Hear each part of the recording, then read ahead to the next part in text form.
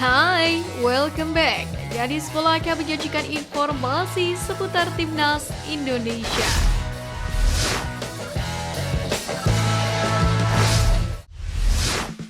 Dicukur dengan skor telak 2-6 oleh Timnas Indonesia, pelatih Timor Leste Eduardo Pereira yakin Indonesia U19 kembali menjuarai Piala AFF U19 edisi kali ini.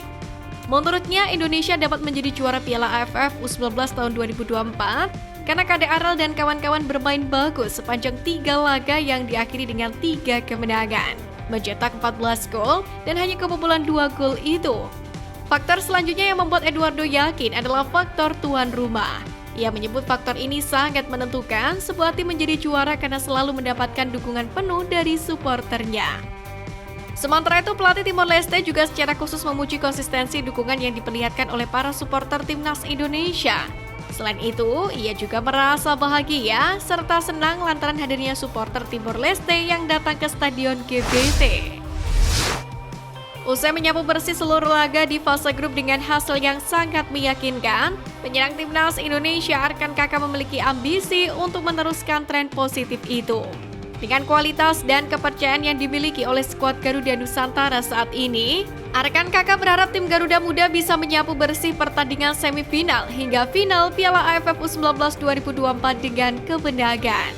Di samping itu, Kakak mengucapkan terima kasih kepada fans Timnas Indonesia U19 dan meminta doa agar tim Garuda Muda bisa menjuarai Piala AFF U19 2024. Untuk Garuda fans, terima kasih atas dukungannya. Doakan kami di semifinal. Semoga kami bisa sapu bersih sampai final dan bisa jadi juara. Amin, kata Kakak. Penyerang naturalisasi Timnas Indonesia U19 Jens Riven tetap menjadi top skor Indonesia Piala AFF U19 2024 meski 2 kali menjadi cadangan. Riven sukses mencetak 2 gol saat Indonesia mengalahkan Timor Leste 2-6 pada laga terakhir grup A di Stadion Gelora Bung Tomo, Surabaya pada Selasa 23 Juli. Bukan hanya mencetak 2 gol, Riven juga menciptakan 3 assist. Tambahan 2 gol membuat Riven sudah mengkoleksi 3 buah gol di Piala AFF kali ini. Untuk sementara, penyerang 18 tahun itu menjadi top skor Timnas Indonesia U19 bersama KDRL dan Iqbal Kwijangge.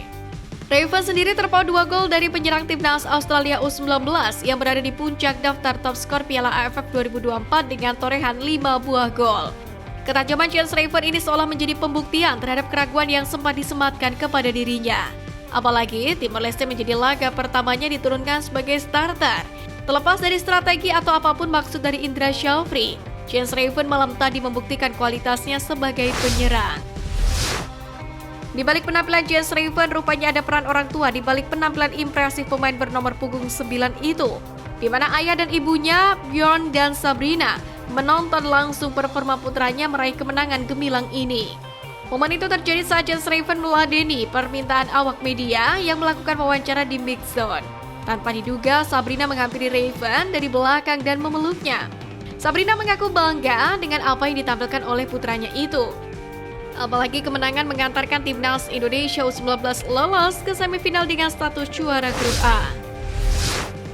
Dalam perjalanannya menuju babak 4 besar turnamen, Timnas Indonesia U19 secara total telah melesakkan 14 gol dan kebobolan 2 gol saja. Ciptaan gol ini tentu saja menggambarkan bahwa tim Garuda Muda merupakan salah satu kontesan yang cukup subur dalam gelaran.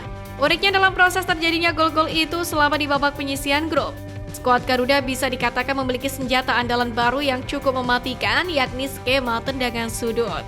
Menyadur berbagai video yang diunggah oleh kanal YouTube SCTV, setidaknya 4 gol yang dicetak oleh Indonesia U19 diawali oleh skema tendangan sudut. Salah satunya ketika melawan Filipina di laga pertama pada 17 Juli lalu. Gol yang dicetak oleh KDRL pada menit ke-29 diawali dengan skema tendangan sudut. Tentu ini menjadi bukti sahih jika skema yang satu ini kini menjadi salah satu senjata mematikan yang cukup bisa diandalkan. Media Italia IFTV mengaku terkejut dengan banyaknya pemain-pemain Timnas U19 Indonesia yang memakai nama-nama legenda Serie A. Sebut saja Arkan Kakak, Figo Dennis, Alvarez Buffon, dan Toni Firmansyah. Hal ini menarik perhatian salah satu media Italia IFTV yang mengaku kaget banyak pemain masa depan Timnas Indonesia yang bernama para legenda Serie A. Sebelumnya IFTV juga menyoroti nama legenda AS Roma yang jadi nama seorang anak di Indonesia. Anak Indonesia tersebut bernama Totti De Rossi yang berasal dari Cirebon. Namanya viral media sosial usai foto rapot pautnya tersebar di internet. Begitu banyak pemain di timnas Indonesia kelompok usia muda yang dinamai nama legenda Serie A. Salah satu bagian terbaik dari IFTV adalah mengetahui bagaimana orang-orang di seluruh dunia menikmati Serie A. Kami belajar bagaimana orang-orang Indonesia mencintai sepak bola mereka. Welber Jardim untuk pertama kali dipasang sebagai starter oleh Indra Syafri kala timnas Indonesia menantang Timor Leste di babak penyisihan grup A Piala AFF U19. Welber datang membantu penyerang dan bahkan mengcover area pertahanan. Kemenangan timnas Indonesia 6-2 atas Timor Leste tentu dibantu kecerdikan Welber Jardim yang menguasai lini tengah. Sayangnya, jelang akhir pertandingan, ia sempat adu bodi dengan pemain Timor Leste. Akibatnya kaki kanan Welber terkena senggolan pemain lawan. Sedangkan lutut kiri pemain Sao Paulo tersebut menjadi tumpuan yang salah. Pada akhirnya pada menit ke-82, Welber Jardim harus ditarik keluar. Ia terlihat mengerang kesakitan di arena lutut kiri. Setelah pertandingan usai, Welber Jardim pun terlihat keluar Stadion Gelora Bung Tomo menggunakan kursi roda. Video Welber Jardim duduk di kursi roda pun viral di media sosial. Kondisi ini tentu menjadi kekhawatiran di mana aksi Welber Jardim terancam bakal absen di laga semifinal Piala AFF U19 2024. Kejutan terjadi di kubu Johor Darul Taksim menjelang laga semifinal Piala FA Malaysia 2024 pada 19 Juli. Arif Aiman, pemain muda berusia 22 tahun, secara mengejutkan dipercaya untuk mengenakan ban kapten menggantikan Jordi Amat. Keputusan ini diambil langsung oleh pelatih JDT Hector Bidoglio saat tim berhadapan dengan Kedah Darul Aman pada leg pertama semifinal. Penunjukan Arif Aiman sebagai kapten tim tentu mengejutkan banyak pihak. Pasalnya Jordi Amat yang juga pernah mengemban jabatan Kapten Timnas Indonesia, selama ini dikenal sebagai salah satu pilar utama JDT yang memiliki pengalaman serta kepemimpinan yang tak perlu diragukan lagi. Namun pelatih tampaknya melihat potensi besar dalam diri Arif Aiman dan memberikan kepercayaan penuh kepada dirinya. Martin Paes, calon kiper Timnas Indonesia, dihadapkan pada situasi rumit terkait transfernya di Empoli. Klub Serie A Italia tersebut memang menunjukkan ketertarikan besar untuk memboyong Paes. Namun negosiasi dengan FC Dallas, klubnya saat ini masih alot. Dalam hal ini salah satu kendala utama adalah FC Dallas yang masih membutuhkan jasa Paes di tengah musim MLS 2024. Di mana sebagai kiper utama, Paes merupakan pemain penting bagi FC Dallas. Ketertarikan Empoli terhadap Paes sendiri didasari oleh performa gemilangnya bersama klub.